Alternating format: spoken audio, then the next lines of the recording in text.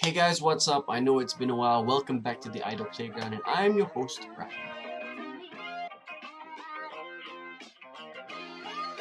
On the news today, Sony have released some information regarding some of the features that are going to be on the PlayStation 4.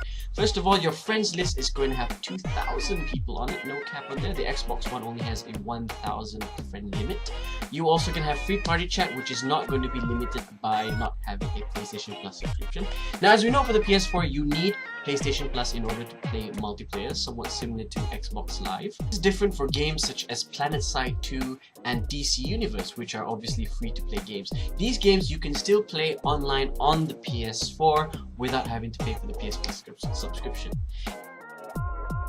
Looking out at the indie dev situation, now it turns out that the cost of a development kit for the PS4 is actually $2,500, but Sony apparently have been giving them out for free to independent developers. So if you're an independent developer and you want to develop for the PS4, give Sony a ring and I'm sure they're going to hook you up. The thing is that it's not free entirely. After the first year, Sony will ask for you to pay for the development kit. Either that or you have the option of just giving it back for free. Moving on to Microsoft. Microsoft are allowing a degree of self-publishing control to indies, such as release dates and whatnot, and streamlining the patching process on the Xbox One. They have also allowed the Xbox One to be turned into a dev kit with a simple firmware change, which now means then that dev kits for the Xbox One have dropped $500 in price. Seeing as it is that Sony charged $2,500 for their dev kits, we have to see that this is actually a ballsy move by Microsoft moving into the indie space. How does this affect the market? Well, it's good for us consumers because it just means then that there's going to be more choice.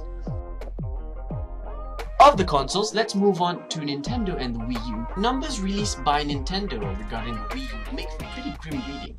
In the second quarter of the year, from April to June, Nintendo shifted only 160,000 consoles throughout that entire time period. That breaks down to 90,000 consoles in Japan, 10,000 in Europe, and 60,000 in the rest of the world. The Last of Us has sold 2 million units in 1/3 of the time, which just goes to show you how much trouble Nintendo is in.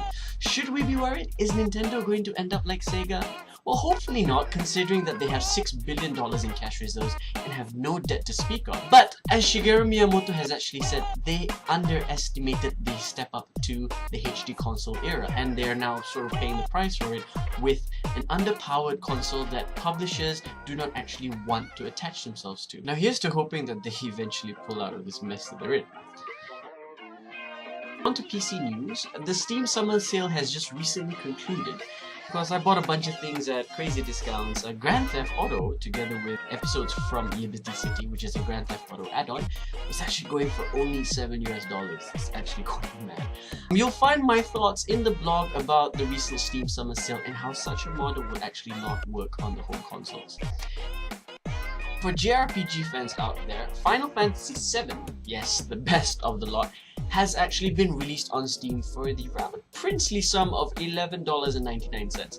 Now that might seem a bit steep for a game that is pushing, I think, what, 15 years now? 16 years? But still, it is the best of the Final Fantasies when it comes to stories, so if you really love good RPGs, go on and take the plunge. I just recently watched Pacific Rim in the cinema. Again, stay tuned to the blog for a forthcoming review about it. Kaiju versus big giant 60 feet tall mechs. It's a formula that's hard to screw up, and well, I suppose my review will probably reflect that. Of course, that's not the biggest news of the summer. At Comic-Con 2013, director Zack Snyder of Man of Steel announced the Man of Steel sequel, which will actually feature Batman as well. Now, this Batman-Superman mashup is the mashup that comic book fans have been crying out for everywhere. The implications, of course, are that Batman and Superman are going to be at loggerheads. Seeing as it is that Batman is just a normal human being and Superman is basically an alien god, people are wondering how they're actually going to do this. Now, we've already seen clues as to how Superman can actually be brought to his knees thanks to Kryptonian technology, not a kryptonite. So we can see then that it is feasible that Batman will be able to harness this in a confrontation with the last son of Krypton. Is this a good idea? Is it a bad idea? Well, with Marvel going full steam ahead with Iron Man sequels, Thor sequels, Captain America sequels, the announcement of the Avengers 2, Age of Ultron, all within the next 3 or 4 years. DC do have to get their act together in order to actually come up with their DC Cinematic Universe, and hopefully this will lead up to a Justice League movie. Now that's it from me today, guys. I'm sorry it's taken me so long to actually come up with videos. Lots of things have been getting in the way, work, life, the universe, all of these things.